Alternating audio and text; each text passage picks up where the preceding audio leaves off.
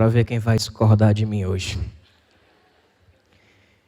E a pergunta é: como ser cristão no Brasil? Como que a gente consegue ser cristão nesse Brasil, velho? A pergunta tá ampla, né? Tá vaga, né? Deixa eu explicar melhor, eu fiz uma pergunta mais complexa.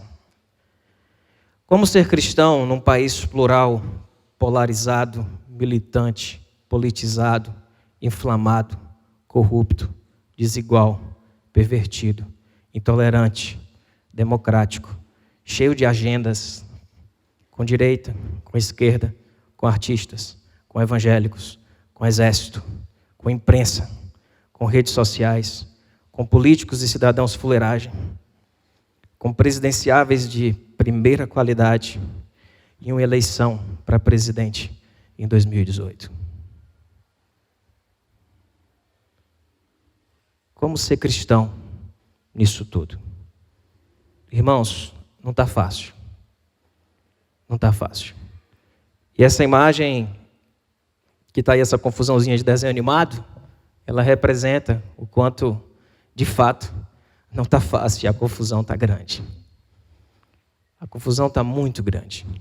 E essa palavra de hoje, ela não é uma palavra para o Brasil, muito menos uma palavra para os evangélicos, mas uma palavra para mim, para você que está aqui, que caminha com a gente, para você que acompanha na internet, no YouTube, no Face, as pregações. Uma palavra para a gente. Essa palavra não tem cunho profético, mas uma palavra pastoral. No sentido de trazer uma palavra pastoral para esse momento de tanta rivalidade, de tanta raiva, de tanta polarização, militância e tudo isso que eu já coloquei aqui. Como que a gente é cristão no meio de tudo isso? Como? Como que a gente reage? Como que a gente funciona? Vamos aos fatos. Eu queria trazer alguns fatos aqui que ajudem a gente a pensar um pouco. A exposição do Santander, todos nós acompanhamos isso. Isso tem hora que começa a apurrinhar a gente já. Então a gente viu isso daí, foi fechado. Nós temos o STF autorizando o ensino confessional nas escolas. Temos uma pichação no Rio de Janeiro, no muro, que ilustra um pouco do sentimento que às vezes está no nosso meio. Bíblia sim, Constituição não. Tivemos aquele fato da atriz trans fazendo o papel de Jesus. O espetáculo não aconteceu, porque foram lá e protestaram, e o espetáculo não aconteceu. Nós temos o nu artístico, naquela performance, lá no Museu de Arte Moderna, em São Paulo. Todos nós acompanhamos isso. Uns definem como arte, outros definem como pedofilia, outros definem como aberração, outros dizem que é arte.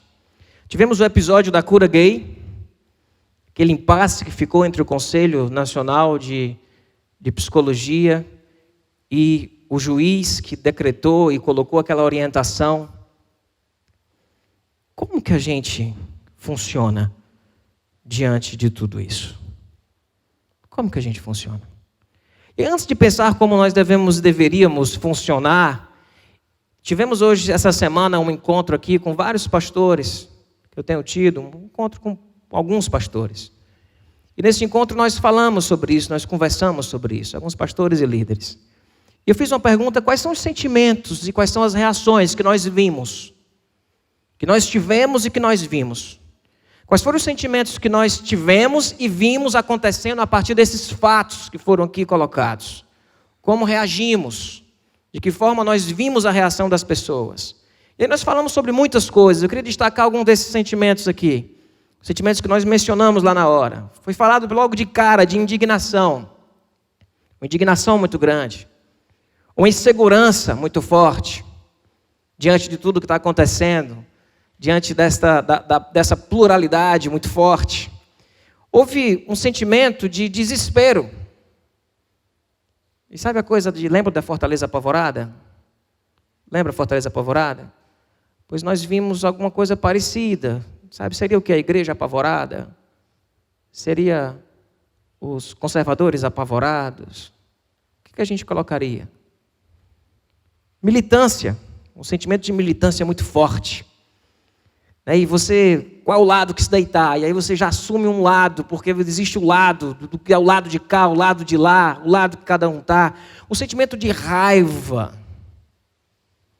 muito grande. Intolerância. Mencionaram também tristeza. Tristeza com tudo isso. Tristeza por ver uma criança tocando no pé de um homem nu. Tristeza. Isso foi um sentimento que rolou. Eu não estou dando juízo de valor para nenhum sentimento desse. Eu estou simplesmente pontuando se sentimentos aconteceram, de revolta. Pessoas revoltadas com o que estava acontecendo. Pessoas muito revoltadas com tudo isso. Houve uma das coisas que destacaram lá, uma reflexão sobre os limites. Quais são os limites? A arte tem limite? Não tem limite? Qual é o limite do protesto? Até onde ele pode ir? Até onde a movimentação popular pode fazer alguma coisa no sentido X ou Y? Entende? Foi esses sentimentos que ficaram. Um sentimento de dúvida. De dúvida muito grande, de você saber como é que você se posiciona. Eu acho o quê? Eu acho o quê para quem? Como é que fica tudo isso? Um sentimento de órfão. Uma das coisas que um dos pastores mencionou foi: me senti órfão. Não vi nenhuma liderança conseguindo me representar. Os pronunciamentos, o que foi falado, me senti órfão. Aí um outro foi e colocou solidão, senti solidão diante dessa situação toda. Um mencionou falta de compaixão. Não vi ninguém agindo com compaixão. Ninguém. No meio dessa briga não tinha ninguém levantando a bandeira da compaixão. E foi mencionado vergonha. A vergonha ao assistir o vídeo, a vergonha ao ver pessoas cristãs se pronunciando, a vergonha em todos os sentidos foi mencionado esse a vergonha dos dois lados. A vergonha dos dois lados. Um sentimento de vergonha muito grande. E aí vem, irmãos, qual deve ser a nossa postura? Qual deve ser a nossa postura? A resposta parece simples, mas ela não é tão simples. A nossa postura deveria ser uma postura equilibrada. Uma postura de equilíbrio. Uma postura de sensatez. Sabe, lembrarmos que antes de sermos qualquer coisa, nós somos cristãos. Nós somos seguidores de Jesus Cristo. Antes de ser qualquer coisa, nós somos cristãos e seguidores de Jesus Cristo. E aí a gente começa a entender que algumas coisas, algumas armas não convêm. Os extremos não convêm. Eles não refletem aquilo que o cristianismo, em essência, representa. Eu queria ler com vocês um texto de Colossenses 4, versículos 5 e 6. Quando Paulo diz para o povo lá aos Colossenses, ele diz o seguinte: sejam sábios no procedimento para com os de fora. Sejam sábios. Aproveitem ao máximo todas as oportunidades. E o seu falar seja sempre agradável e temperado com sal, para que saibam como responder a cada um. A postura equilibrada tem a ver com isso daí. Paulo está dizendo: olha, a palavra de vocês seja sempre agradável e temperada com sal. Eu queria colocar aqui, como eu sempre costumo colocar nesse palcozinho aqui, nos extremos. O que é a palavra agradável? E o que acontece quando nós nos tornamos apenas agradáveis? Nós assumimos uma postura de quê? De estar de acordo com o pensamento de vanguarda, de estar numa posição onde as pessoas possam concordar com a gente, que a gente não seja colocado como ninguém radical. Então o agradável, ele está às vezes até se moldando. Dependendo com quem ele está conversando, ele tem uma posição X ou Y, ou um argumento mais pesado ou mais fraco. Ele está ali sempre, o compromisso dele é de não contrariar ninguém, de não brigar com ninguém, de não ficar inimigo de ninguém. Paulo diz que a nossa palavra tem que ser sempre agradável, mas também o quê? Temperada com? O que é o sal? O sal é o que faz a diferença. O problema é que nós temos hoje pessoas, às vezes no extremo do agradável, e a gente tem os irmãos que é sal grosso puro, meu irmão. Se você ficar perto, você desidrata. Porque ele chupa toda a tua água. Porque é sal grosso puro. É discurso da verdade. Daquilo que tem que ser colocado como verdade. Custe o que custar a verdade. Passando em cima de quem for a verdade. Fica uma pessoa insuportável. Uma pessoa que não dá para você conversar. O que Paulo está dizendo é que a nossa palavra deve ser sempre o que é agradável e temperada com sal, para que faça diferente e diferença. Se eu sou o puro sal, o que é que o sal faz em excesso? Ele tira a vida. Você vai lá no Mar Morto, ele é tão salgado que não tem nada. Você pegar uma coisa com muito sal, não tem quem coma, não tem quem beba, não tem quem viva. E a nossa palavra precisa ser agradável, temperada com sal. E aí eu vou para uma palavra que é muito relativa hoje. A verdade. Qual é a verdade? Qual é a verdade? Esse conceito de verdade é muito complicado, porque se nós vivemos num mundo onde cada um tem a sua verdade, e a verdade é absolutamente relativa, ela é totalmente relativa, existe uma verdade ou não existe? E quem está com a verdade? Existe uma verdade. Eu creio que existe uma verdade. Eu não me julgo conhecedor dessa verdade, mas eu creio que existe uma verdade. E eu estou comprometido com algumas verdades. E como é que a gente fala dessa verdade? De uma forma equilibrada, que você não se torne nem um Mané Maria vai com as outras, e nem um sal grosso que ninguém suporta nem estar perto. Como é que você passa essa verdade? O que a gente pode falar sobre essa verdade? Eu queria destacar algumas coisas sobre a verdade. E a primeira delas é que essa verdade, ela é uma verdade a ser proclamada. Existe uma verdade a ser proclamada. Os profetas, eles tinham uma missão e a tarefa de muitas vezes num reino, numa nação, trazer uma palavra profética de denúncia do pecado, de revelar aquilo que não era da vontade de Deus, tanto para os religiosos como para os reinos e para os governos. O profeta se levantava lá, olhava para o templo e dizia, está tudo errado. O profeta olhava para a sociedade e dizia, vocês estão roubando, vocês estão fazendo as coisas erradas. Então o profeta, ele tinha essa palavra de denúncia do pecado, de anunciar a verdade de Deus. Quando a gente vai para o Novo Testamento, lá em Efésios 5:11, ele diz, não participem das obras infrutíferas das trevas, antes exponham-nas à luz. Expor as obras das trevas à luz. Então sim, faz parte de uma postura cristã anunciar e proclamar uma verdade, que nós cremos, e falar isso de forma aberta.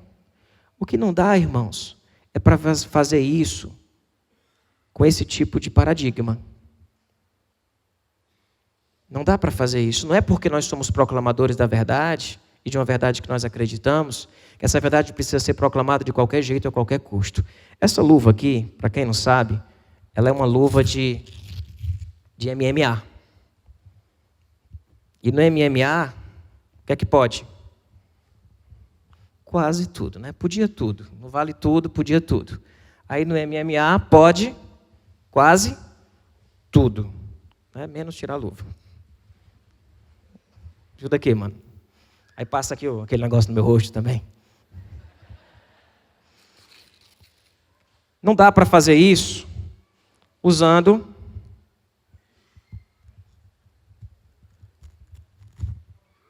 Não dá para usar isso aí. Talvez a gente precise ir para uma luta com outros paradigmas, né? Então seria ir para um negócio mais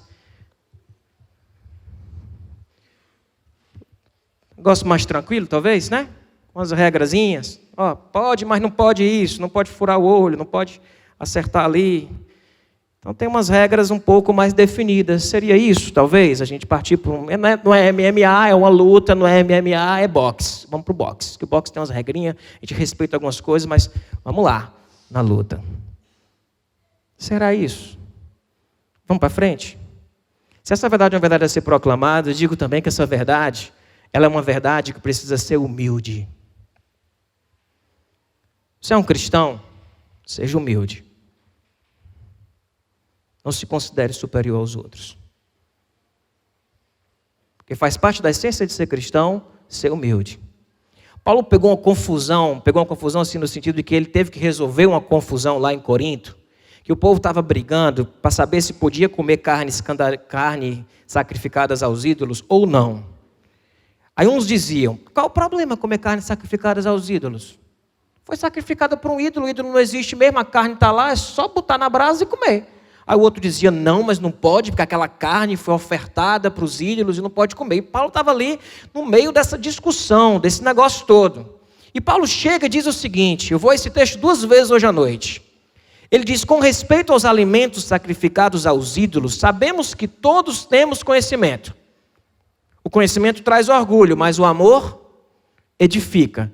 Quem pensa conhecer alguma coisa ainda não conhece como deveria, mas quem ama a Deus, este é conhecido por Deus. Paulo está dizendo, quem pensa conhecer alguma coisa, ainda não conhece como deveria. Ele deve ter chegado lá e encontrado a igreja partida no meio, com pessoas cheias de argumentos e cheias de razão. E a primeira coisa que ele chegou e falou foi, sabe de nada, inocente. Vocês não sabem de nada, vocês estão achando que vocês sabem, mas vocês não sabem. O que vocês acham que vocês sabem, vocês não sabem. Porque diante de uma discussão muito acalorada, muita rivalidade, a primeira coisa que a gente precisa é de humildade. Para saber que nós não temos a resposta absoluta para todas as coisas.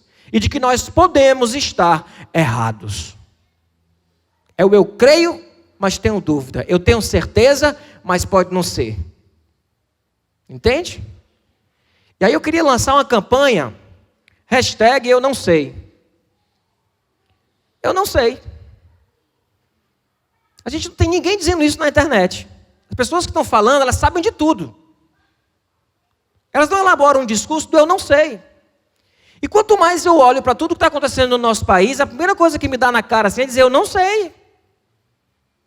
Eu não sei até onde vai o equilíbrio disso aqui, daquilo lá. Até onde isso é arte, não é. Até onde é certo fechar mesmo, não é. Até onde o ensino confessional em escola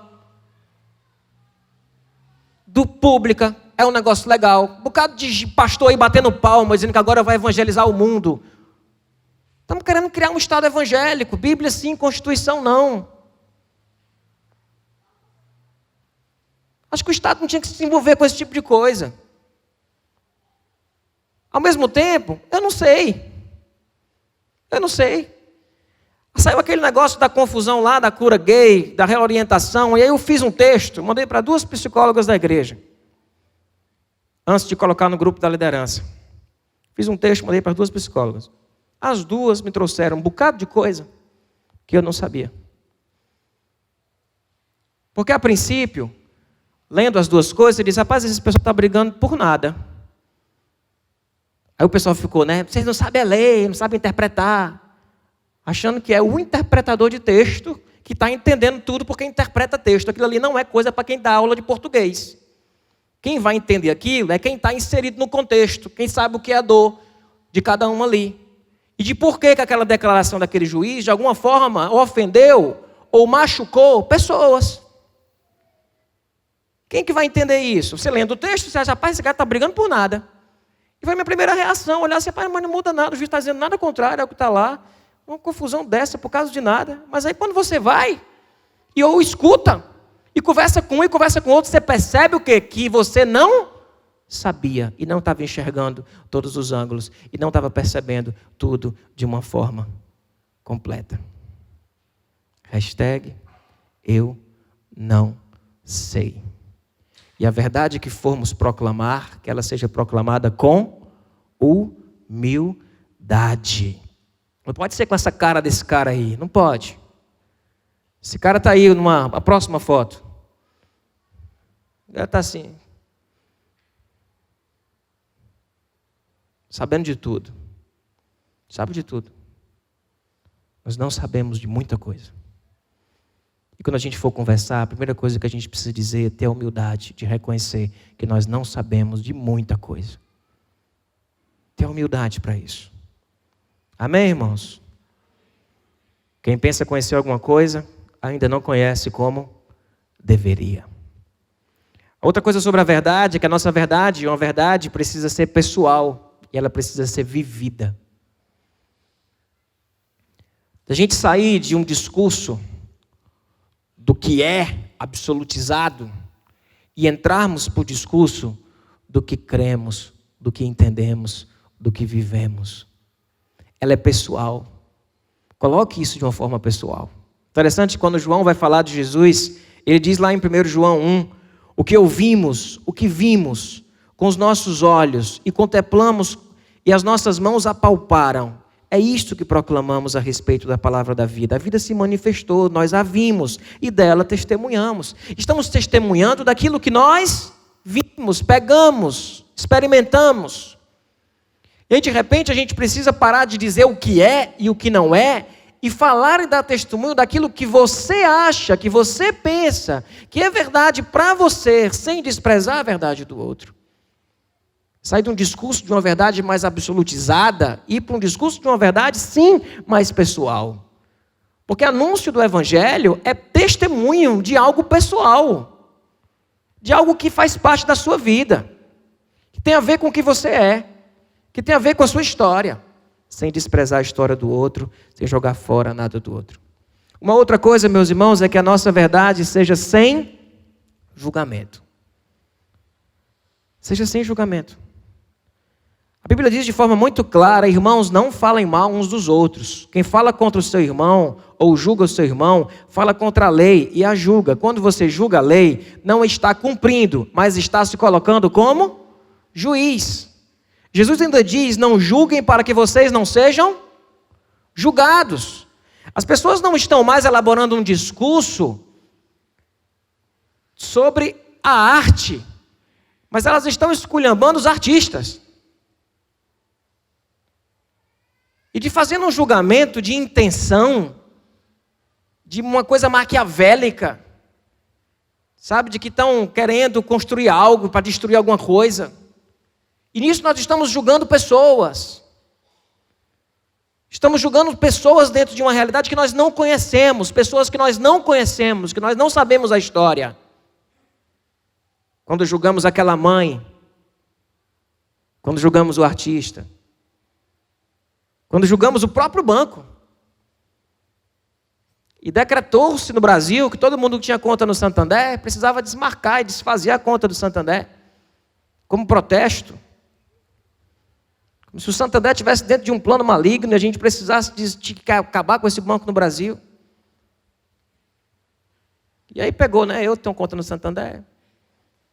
A igreja é conta no Santander. E vai continuar. Porque não vai ser assim que a gente vai falar da verdade. Não vai ser assim. Interessante essa foto próxima aí, porque não é isso. Não é isso. Não é um agarrando o outro, gente deixando de ser amigo. Gente dizendo na internet, se você defende isso, saiba que você é meu inimigo. Por causa de quê? Por causa de quê? Vai ficar com vergonha de você mesmo depois lá na frente. Quando tudo isso for lido, tudo isso for percebido. Nossas relações, isso é sagrado. Nossas ideias, elas mudam. As nossas ideias mudam. mudam, os contextos mudam, o nosso julgamento sobre situações mudam. Nós não temos certeza de tudo. E Paulo fala em Efésios 6, quando Paulo diz, olha, a nossa luta não é contra pessoas, mas é contra os poderes e autoridades, contra os dominadores deste mundo de trevas, contra as forças espirituais do mal nas regiões celestiais. Uma versão diz, a nossa luta não é contra a carne, mas ele está dizendo, nossa luta não é contra pessoas. Não é contra pessoas. Nossa luta é no reino espiritual. Não é contra pessoas. E é por isso que a igreja primitiva pegava um soldado inimigo e colocava dentro da sua casa e cuidava das feridas dele. E quando ele acordava todo ferido, ele via que estava sendo cuidado por alguém que era inimigo dele. Paulo diz, nossa luta não é contra pessoas. Nós não lutamos contra pessoas. Nós lutamos contra poderes e autoridades deste mundo das trevas, com forças espirituais do mal nas regiões celestiais. É contra isso que nós lutamos. Não lutamos contra pessoas. Também, irmãos, essa verdade, ela precisa ser uma verdade em amor. O que é que Paulo diz lá em 1 Coríntios 8? Quem pensa conhecer alguma coisa, não conhece como deveria, mas antes diz, o conhecimento traz orgulho, mas o amor edifica. Quem sabe se orgulha, quem ama constrói e edifica. E aí a gente começa a perceber que na verdade, não é trocar MMA por boxe. A proposta do cristianismo seria tirarmos as luvas, jogarmos a toalha no chão e irmos lavar os pés das pessoas. Jesus não ficou lá discutindo. Jesus foi lá e morreu na cruz. A proposta nossa é de amor. É um reino de amor. Não tirando nada do que eu falei antes, sobre precisar ser proclamada, precisar ser anunciada, mas é uma verdade em amor. E se não for em amor, deixa de ser verdade em Deus. Irmãos, se uma verdade, embora seja verdade, ela é colocada sem amor, ela deixa de ser uma verdade em Deus. Porque Deus, Ele é amor. Deus não está preso a conceitos, Deus está preso ao amor, e está preso àquilo que Ele é, e Ele é amor. E Deus ama pessoas, Deus não ama ideias. A Bíblia diz que Cristo deu sua vida até mesmo por pessoas que iriam traí-lo e negá-lo. E de que nós devemos dar assim a nossa vida pelos nossos irmãos. Cristianismo não é um movimento social. É bem mais que isso. Envolve o social, mas é bem mais que isso. O cristianismo é um movimento espiritual, que tem a ver com coisas espirituais, que mexe com muita coisa na nossa vida. Precisa ser em amor. Roseli Saião é uma psicóloga, e ela lançou um texto essa semana, foi uma das poucas coisas boas que eu li, onde ela colocou que ninguém estava preocupado com aquela criança. Ninguém. Porque estavam defendendo conceitos, ideologias, e até mesmo aqueles que disseram que aquilo era uma pedofilia. Até mesmo esses. Se era pedofilia, por que colocou o vídeo na internet? Cometeu crime igual. Porque ninguém está preocupado com aquela criança. Você está preocupado com as suas crianças. Você está preocupado com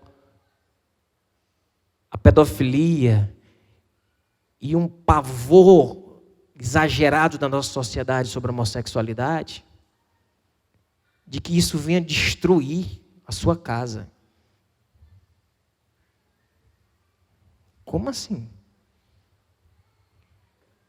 Como que uma pessoa sendo homossexual vai destruir a tua casa? Tua casa está ruim.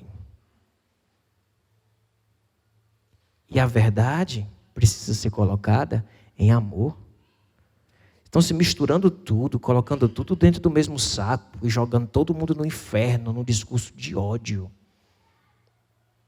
Isso não é evangelho. Isso não é evangelho. Isso não é uma postura que nós devemos ter como cristãos. Quer você seja de direita, de esquerda, de centro, quer você seja o que você for, não importa. Existe algo que está acima de nós, está acima de tudo isso. E o evangelho é um anúncio de uma mensagem de amor, de vida, de paz. Entende, irmãos? A gente falou de indignação, mas a nossa indignação ela é seletiva. E isso eu acho que aquela criança não devia estar ali dentro. É minha opinião. Eu acho que não tem nada a ver. Mas a indignação exagerada é seletiva. Porque se estivéssemos preocupados com as crianças, quantas crianças do nosso Brasil, velho, todo dia são abusadas? De fato. E ninguém está nem aí para isso. Porque a gente não tem problema com a desigualdade social e com a criminalidade na favela. O problema é quando ela bate na porta da nossa casa. A gente pega uma bandeira e vai lutar por alguma coisa. É seletivo. É uma indignação seletiva. Porque não é de hoje que tem criança no nosso Brasil sofrendo. E a gente não está nem aí. Nosso discurso precisa ser um discurso de amor. Se sai o amor, sai a característica de ser algo cristão. Sai. E aí não lute por uma verdade rasgando a maior verdade do Evangelho, que é o amor. Um outro ponto, e por último, é que a nossa verdade precisa ser positiva. Positiva. O Evangelho é uma boa nova. O Evangelho é um anúncio. Jesus não andava pela Galileia dizendo: quem não me seguir vai para o inferno. Jesus não andava pela Galileia nas portas de bordéis, juntando gente na frente para que o bordel fosse fechado. Jesus andava pela Galileia acolhendo pessoas e anunciando a elas a novidade de que o reino de Deus chegou. E elas podem viver uma realidade especial e verdadeira com Deus. A nossa grande missão não é de ser um guardião da moral e dos bons costumes. A nossa grande missão como igreja é anunciar o amor de Deus, anunciar o Evangelho, o reino de Deus que transforma. Você quer defender família? Tenha um anúncio de uma verdade positiva. Quer defender família? Seja família. Ame sua mulher, ame seu marido, ame seus filhos. A gente como igreja aqui está defendendo família o tempo todo, fazendo encontro, falando sobre criação de filhos, trazendo séries e séries aqui sobre relacionamento familiar, porque a mensagem do Evangelho, ela é uma mensagem positiva. Existe um Deus que se importa conosco, que quer nos dar uma nova vida. Jesus diz: eu vim para que vocês tenham vida, e vocês tenham esta vida em abundância. Jesus chega e diz: eu vim para que vocês, ainda que morram, vivam. Eu vim, eu sou a luz dos homens, e aquele que me segue não andará em trevas. Jesus chega e diz, e o discurso dos evangélicos, da gente cristã no Brasil, é um discurso de ódio. Se colocando como juiz, determinando quem está certo e quem está errado. Embora nós tenhamos as nossas opiniões e as nossas verdades, ela precisa ser pessoal, precisa ser humilde, ela precisa ser colocada em amor. E ela precisa ser positiva, meus irmãos. Ela precisa ser positiva. Percebem? O que diz em Lucas 2,10? O anjo disse em Lucas 2, eu pulei um aí. Não tenham medo. Estou lhes trazendo boas novas de grande alegria, que são para todo o povo. O Evangelho é uma boa nova de grande alegria. E é disso que nós temos que encher as nossas redes sociais, nosso discurso, nossa voz. É de que existe uma vida plena em Deus para ser vivido. Existe uma proposta de um reino que é paz e justiça e alegria no Espírito Santo. Existe um amor que é incondicional, que supre toda a nossa carência que temos dentro do nosso peito de sermos amados. Aí você, como cidadão, como um ser político, você fala não o que você quiser, porque você antes é um cristão. Você pode ter a opinião que quiser, mas tenha uma postura equilibrada. Saia do lugar do dono da verdade, de demonizar quem pensa diferente de você, porque tem um lado demonizando uma coisa, tem um outro demonizando do outro lado. Aquela própria arte lá do Santander, quando saiu lá criança viada. Se tivesse uma pessoa de um movimento mais de direita, extrema, tivesse desenhado aquilo ali, era homofobia. Como quem desenhou foi alguém mais ligado a um movimento mais de esquerda, é pedofilia. A gente está emburrecendo. A nossa análise crítica está ficando emburrecida por causa de ideologias. E querendo transformar o Estado brasileiro num Estado cristão. Esse não é o propósito de Deus. Se Jesus tivesse vindo para criar um Estado forte, para dominar o mundo, ele tinha ficado no lugar do Império Romano. Ele não tinha morrido naquela cruz. Ele não tinha mandado Pedro guardar a espada. Ele tinha dado um kamehameha naquela galera que estava ali. Ia voar gente para tudo que era lado. Quem não sabe o que é kamehameha, procura aí na internet. Ele não tinha feito aquilo ali não tinha morrido na cruz não, meu irmão, é loucura. É por isso que o evangelho é loucura. É loucura. É dar a face, é caminhar mais uma milha, é amar o diferente, é cuidar daqueles que estão sofrendo, que estão sendo oprimidos. O evangelho não é brincadeira não. Não é lutinha por aquilo que você acha que é certo não. É muito mais do que isso. É muito mais do que isso. Que Deus nos abençoe. Nos dê condição neste Brasilzão lascado do jeito que está. De termos uma voz de equilíbrio, de paz, uma voz positiva, uma verdade humilde. E que nisso tudo, o nome do nosso Deus, Ele seja glorificado. Às vezes a pessoa fica, mas os caras estão vindo de lá para cá com as armas, com escopeta, com metralhadora, eu vou para lá abraçar. É tipo isso. É tipo isso. O cristianismo é tipo isso.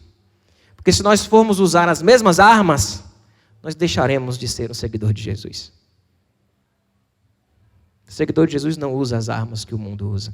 Ele não pensa como o mundo pensa. Ele age de uma forma diferente.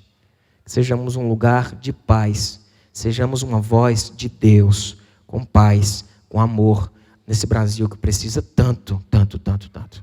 Eu e o Felipe, a gente conversou muito essas semanas agora, sobre se nós deveríamos, como pastor, nos pronunciar e tudo. E a gente percebeu de uma forma muito clara que qualquer pronunciamento que você faça, como isso que eu estou falando aqui, vai se transformar, alguém vai pegar, vai colar com o discurso de esquerda ou de direita, e vai dizer que eu estou defendendo isso, estou defendendo aquilo.